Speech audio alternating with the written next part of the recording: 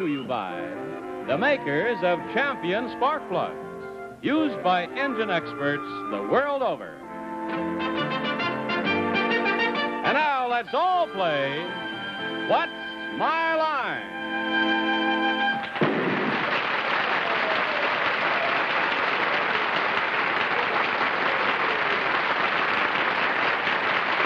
And now from New York, let's meet our What's My Line panel. First, the delightful star of stage and television, Miss Arlene Francis.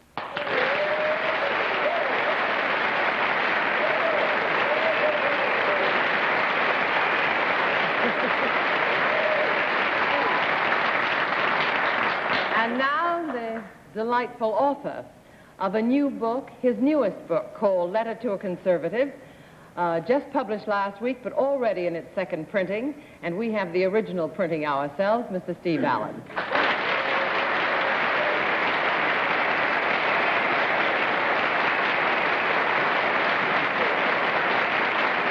Thank you, Arlene. Thank you, Arlene. I should say thank you, Mrs. Dally, the name of your new play, as long as we're talking about all our new things. I'd like to talk about the next young lady you're going to meet. Her little boy is out tonight trick-or-treating in a limousine. How do you like that for That's the class? best way. Yes, Dorothy Kilgallen.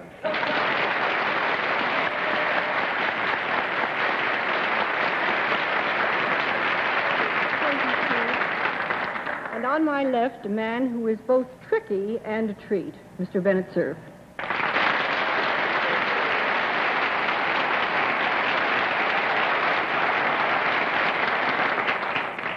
Well, speaking of tricky and treaty, you know, it is Halloween tonight, and a little while ago, a lot of kids came to the stage door and said trick or treat. And in a moment of madness, we said trick. Well, here's the trick. John Charles Daly.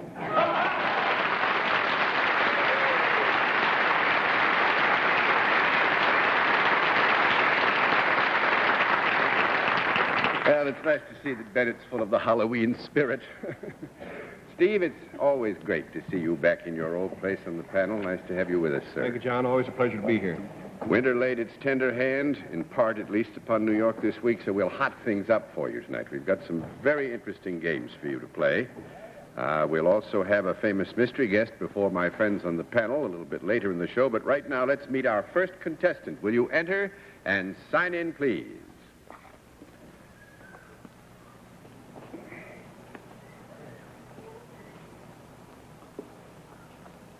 William Price. Right, sir? All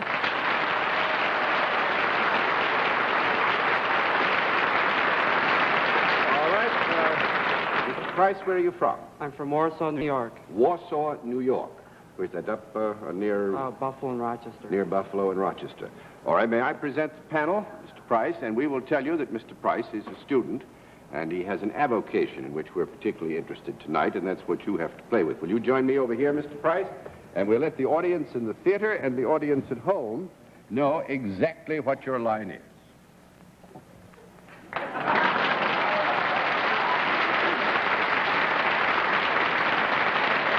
All right, panel, we would describe Mr. Price as self-employed and admit that he deals in a product, and we'll begin the general questioning with Mrs. Dally.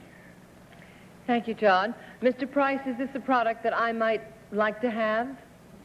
Yes. Is the product one that one might put in one's mouth? Sometimes. Is there anything colorful about this product? Yes. Does it come usually in one color rather than a variety of colors? Yes. Does this product grow? Yes. Does it have anything whatsoever to do with this particular October 31st? Yes. You have something to do with Halloween? Yes. Well, you're not a pumpkin head, but maybe you have to do with them, do you? Yes. You grow pumpkins?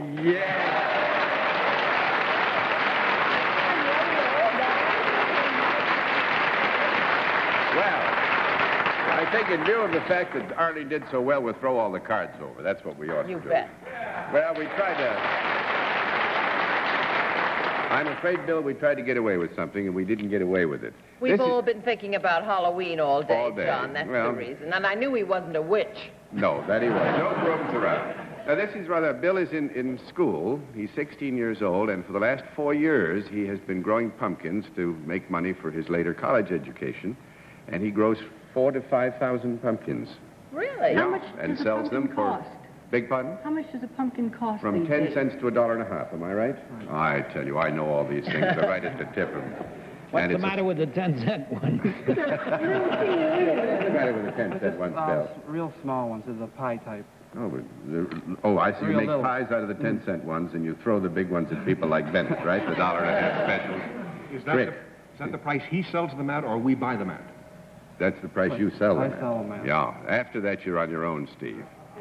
Yeah. Bill does the best he can for himself, and then we've got to go out and do our own dickering, right? Right. Well, it was very nice of you to come to visit us on Halloween, and congratulate you much. And I'm sure I speak for the panel for your energy and initiative. It's nice to have you with us, Bill.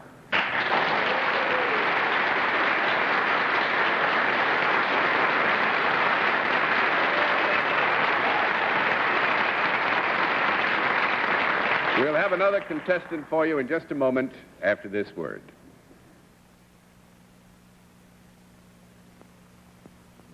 Most winners of major races use Champion spark plugs because Champions have no equal for performance.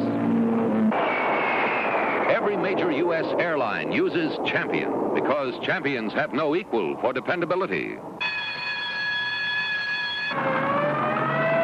Every major maker of fire engines in the U.S. uses Champion spark plugs because you can count on Champions for quick starts. Volkswagen uses Champion spark plugs because Champions give real gasoline economy. Rolls-Royce specifies Champion spark plugs because Champions have no equal for quality. In fact, twice as many car makers the world over specify Champion spark plugs. So for your next spark plug change, insist on Champions.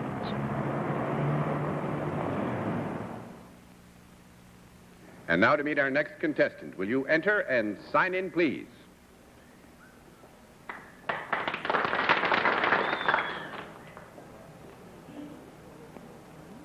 Karen Pryor. Right, ma'am?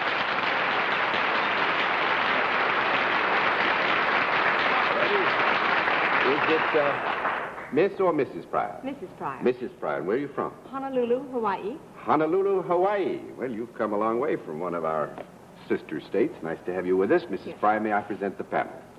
Now, will you join me over here, please, and we'll let the audience in the theater and the audience at home know exactly what your line is.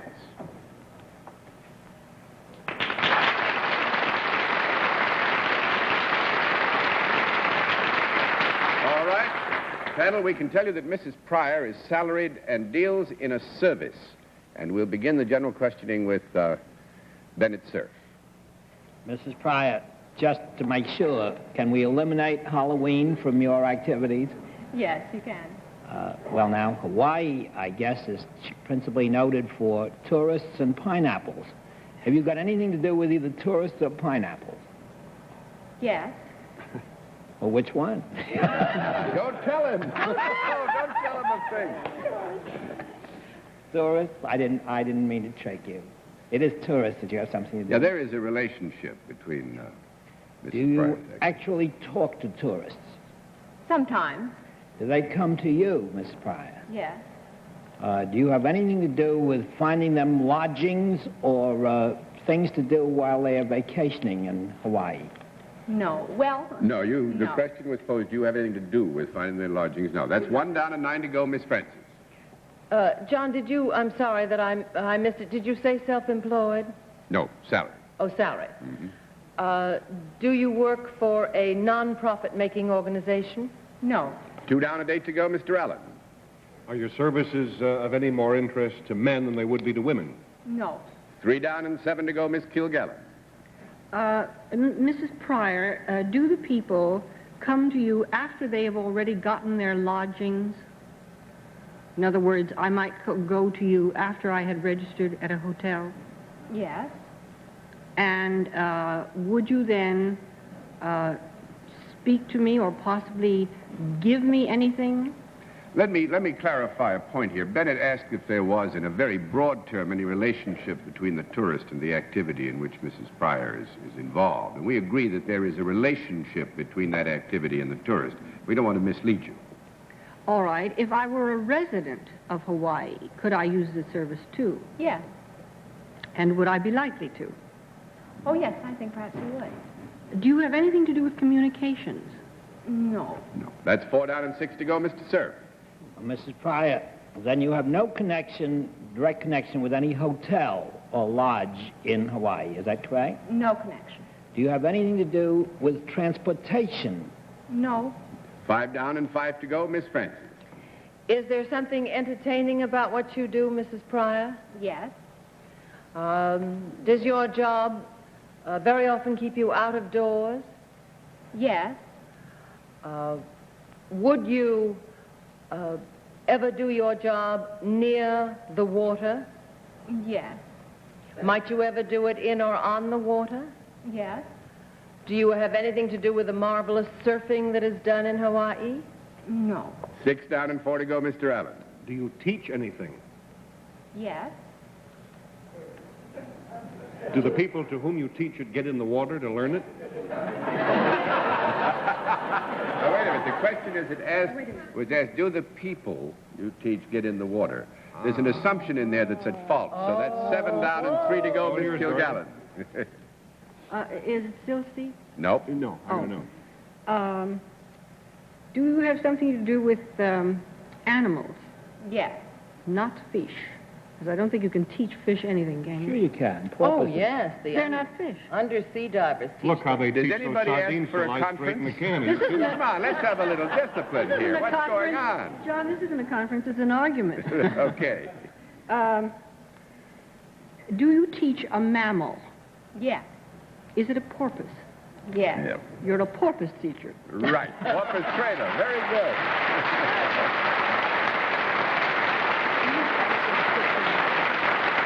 Mrs. Pryor is with Sea Life Park, is that That's name right. it? And they do a lot of work with porpoises. Actually, you put 2 shows a day on. 10 shows a day. 10 shows a day at Sea Life Park, but they also work with universities.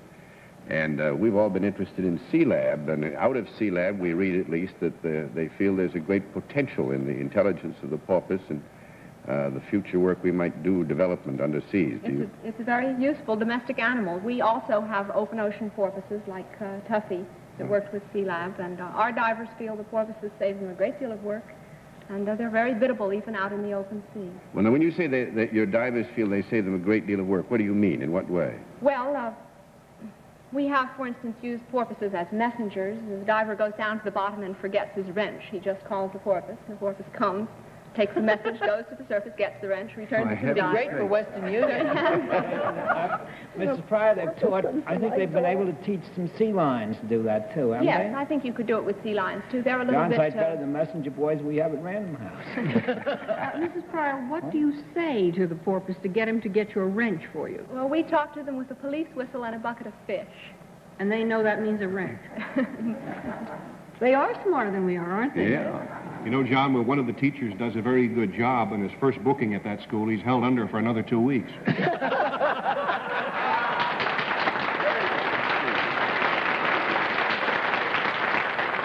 Can you work with the porpoises in a group? I Yes, think you're working in this field, aren't We you? also work with one of our shows at Sea Life Park is about old Hawaii, and we use the porpoises as a sort of corps de ballet, working in unison 6 or 7 at a time. 6 or 7 at a time. Wonderful. Well, I hope we can come out and see it. And thank you very much for visiting us. Thank you very It's nice much. to have a member of the state of Hawaii.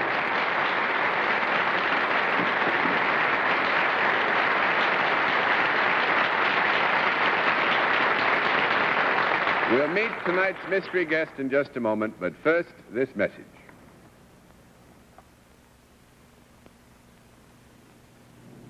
This is the one. See? There's the water goblet he used. Oh, this is a Westinghouse washer. Right. It's their new top loader. Hello again. I brought a friend this time. Heavy duty. Heavy duty 15. Why the water goblet? I'll show you. Let's set it at spin. Now, there's an identical 8-pound water-filled ball like this inside the heavy-duty 15 and inside this other leading washer to represent a really heavy off-balance load of clothes. Oh, that means vibration. They'll walk all over the place. Not the heavy-duty 15. It's built so strong, it's all but vibration-free. It hardly feels like it's running. Now, let's set this washer in spin. Look at it shake. Try this test at home with an off-balance load. But if you don't have a Westinghouse heavy-duty 15... You better use an old peanut butter jar. You can be sure if it's Westinghouse. And now we come to the special feature of our program, the appearance of our mystery challenger, for which, as you all know, the panel is blindfolded. Blindfolds all in place, panel? Yes, true. Good. Will you enter mystery challenger and sign in, please?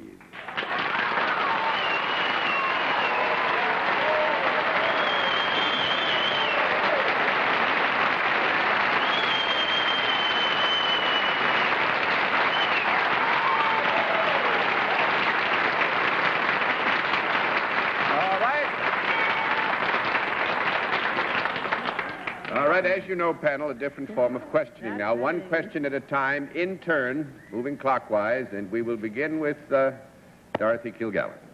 Are you in show business? Yes. Mr. Sir. Are you at present appearing either in a play on Broadway or in a motion picture that's just been released? No. 1 down and 9 to go, Miss Francis. Are you known best for your work, then, in television? Yes. Mr. Allen. Have you ever done comedy? Yes. Miss Kilgallen. Have you appeared in an essentially comedic television series? Yes. Mr. Sir? I don't know why that only got one laugh from one person. Somebody doesn't think he's funny. Have you ever appeared as a member of this panel? No. 2 down and 8 to go, Miss Francis. Are you leading us up the garden path with that BBC accent? Are you an American? Yes. Mr. Allen. Oh, dear. No, that's not it. I have a, I'm going to take a vacation next week, actually. Could I just say a name? There's a similarity in the voice. Are you Steve Lawrence? No. 3 down and 7 to go, Miss Kilgallen. In the course of your series, do you play a romantic character? No. 4 down and 6 to go, Mr. Sir. Is the series in which you appear named after you? Yes. Miss Francis? Oh, good heavens. Do you sing?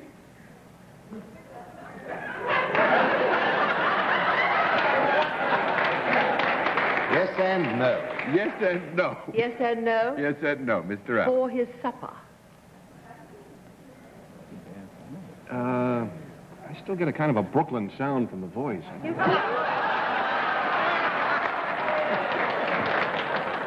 Are you Joey Bishop?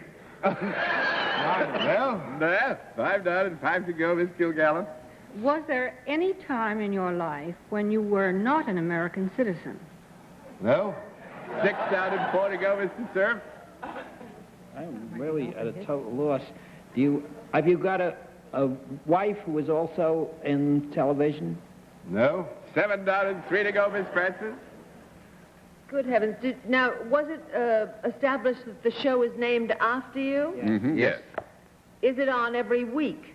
Yes. Mr. Allen. What's on every week? Do you wear glasses? Do you wear glasses? No. 8 down and 2 to go, Miss Kilgallen. Well, do you have a late night show? No. 9 down and 1 to go, Mr. Sir. I presume you're on CBS. Yes? Yes. Oh, it's Arthur Godfrey, maybe. Miss Miss Francis? Is it Arthur Godfrey? No, that's $10. No more to go. Andy Griffith will be very happy to say hello to the whole bunch of you. I'm surprised that Steve Bonds so close to it. That's the first time I ever got that far. Wonderful, How do you like, Steve, how do you like that Brooklyn accent? A good voice, Andy. That's a good Brooklyn accent. Strange voice. Don't ever use it again, fella. Now, Andy is quite remarkable. You know, I suppose the public even has become thoroughly familiar with what they call the Nielsen ratings. And in the last ratings, you check me on this if I'm wrong, the special you did was in the top 10. Your weekly Andy Griffith show was in the top 10. And a program you produced, Gomer Pyle, was in the top 10. So I think he does rather well. Well, I don't produce it, but I know the boys who do. You know the boys who do. Yes. You hire. Andy, have you ever used that voice before, the one that you just threw at us? Yes, sir, when I was in a show called The Lost Colony on the coast of North Carolina when I was a kid. That's the one that's done on the island. Yes. Which island is that? It's called Roanoke Island. Roanoke Island, yeah. And it's annually done, yes. The Lost Colony. Is that where you got that British accent? With a Brooklyn overtone? I don't know where I got it. I don't use it much. Brooklyn overtone? What'd you do in New York? Just having fun, I hope? Came to see some friends and to be on your lovely show and to visit with everybody. It's nice that you picked us to do some visiting with, sir. We thank you for that, and thanks a lot for coming back. What's my line?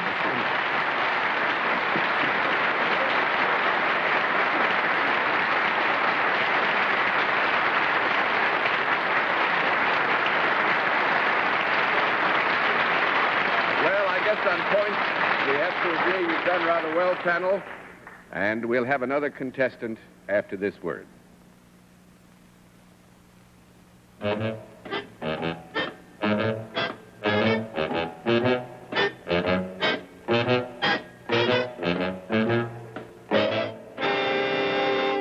What will you like most about Sub-Hose stockings?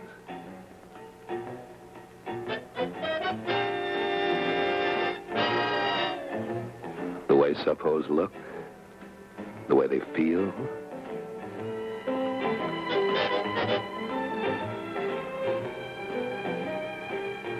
The way they wear a long, long time. We think what you like the most is what Sub-Hose does for your ego. Sub-Hose makes you feel good. And when you feel good, you look good. Sub-Hose stockings. Great for your ego. And now a final contestant. Will you enter and sign in, please?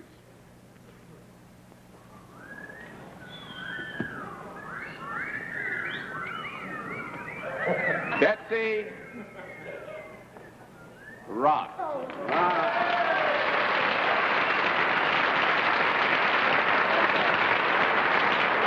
Miss or Mrs.? Miss. Miss Ross. And where are you from, ma'am? Harrison, New York. Harrison, New York. That's just up here in Westchester County, right? Yes. Good. Nice to have you with us. Miss Ross, may I present the panel? And now will you join me over here? We'll let the audience in the theater and the audience at home know exactly what your line is.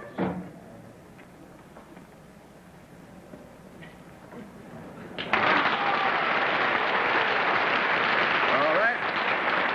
Panel, we can tell you that Miss Ross is salaried and deals in a service, and we'll begin with Steve Allen. May we rule out flags? Yes. That was a gray-haired old lady, Steve. Oh, yeah. No, that was Barbara Fritchie, you're thinking of. Oh. Well, whatever. Young gray head. This is an irrelevant seeming question, but have we ever met? No. Oh. You want to arrange something? No, I want to rule myself out. You did. One down, tonight to go over to Kilgallen. Miss Ross, you are obviously extremely decorative and chic. Has that anything to do with your work? No. This is 2 down and 8 to go, Mr. Cerf. Miss Ross, do you work for a profit-making organization? Yes. Might it be anything engaged in either publishing, printing, or the like? No. 3 down and 7 to go, Miss Francis. Thinking of the Reader's Digest. Do people come to you for your service, Miss Ross? Yes. Do you work in an office? Yes, I do. Does your job require a formal education? No. No, it does not. I think we have to give you a no. I would, at the same time, like to indicate that it would be wise to have a pretty solid basis of education before you took the job. Mr. Allen. If I may vouchsafe a personal opinion, Miss Ross, you have a somewhat flirtatious manner. I mean this is the highest compliment. And if I weren't high, I wouldn't make such a compliment.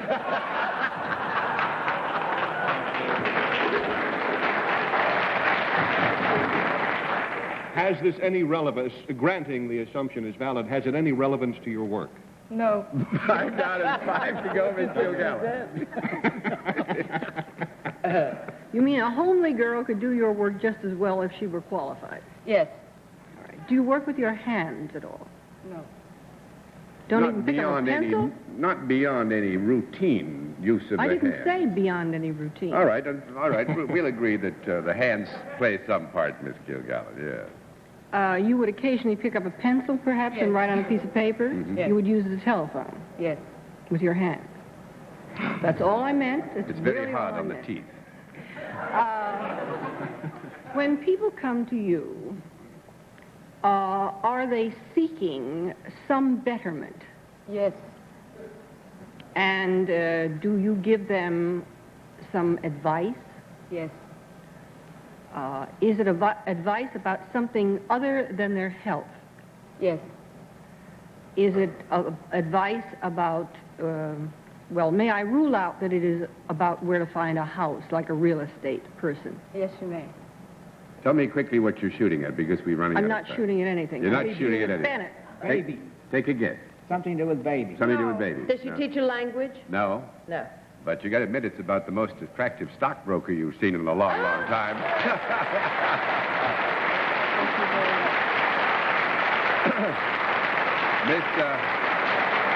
Miss Ross is a registered representative with H. Henson Company down in Wall Street, and a real old-fashioned stockbroker. Nice to have you with us, ma'am. Good to Got some babies down there.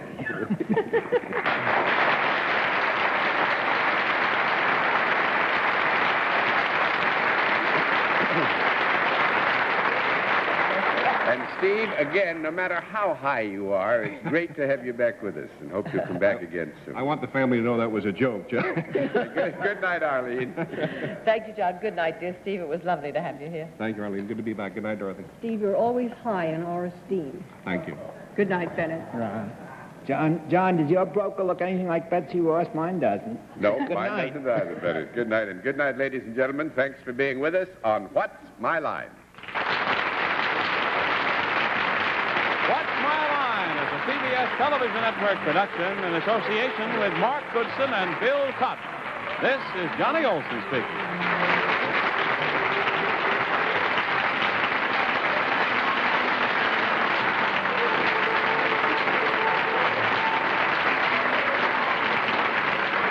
What's My Line was brought to you by Seppo's Stockings, the beautifully sheer stockings that look as good as they feel.